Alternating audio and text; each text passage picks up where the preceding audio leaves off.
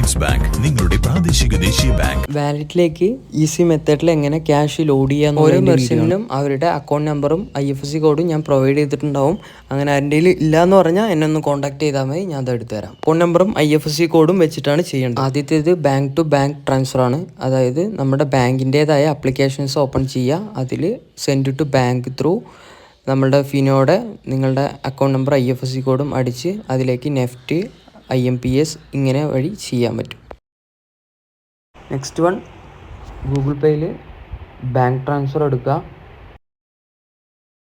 അതിൽ നമ്മുടെ അക്കൗണ്ട് നമ്പറും IFSC കോഡും അടിക്കുക, account holder name, cash send ചെയ്യുക. പേടിഎമ്മിൽ സെൻഡ് ടു ബാങ്ക്, അതേപോലെ തന്നെ ബാങ്ക് ഡീറ്റെയിൽസ് അടിക്കുക. സെർച്ചിൽ ഫിനോ പേയ്മെൻറ്റ് ബാങ്ക് എന്ന് അടിക്കുക.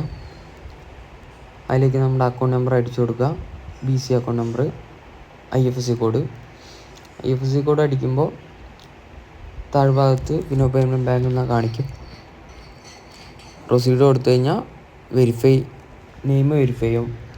അതിനുശേഷം ക്യാഷ് സെൻഡ് ചെയ്യാം.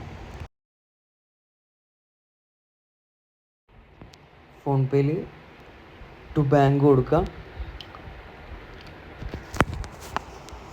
ബെനിഫിഷ്യറി ആഡ് ചെയ്യാം. അതിലേക്ക് ഫിനോ പേയ്മെൻറ്റ് ബാങ്ക് സെർച്ച് ചെയ്ത് ബാങ്ക് സെലക്ട് ചെയ്ത് കൊടുക്കുക. അക്കൗണ്ട് നമ്പർ അടിച്ചു കൊടുക്കുക. IFSCൻ്റെ ആവശ്യമില്ല, ഓട്ടോമാറ്റിക്കലി ക്യാപ്ചർ ആയിക്കോളും. നെക്സ്റ്റ് കൊടുത്തു കഴിഞ്ഞാൽ നമ്മളുടെ പേര് അതിലേക്ക് ഓട്ടോമാറ്റിക്കലി വരും. ദെൻ ക്യാഷ് അതിലേക്ക് സെൻഡ് ചെയ്യാം.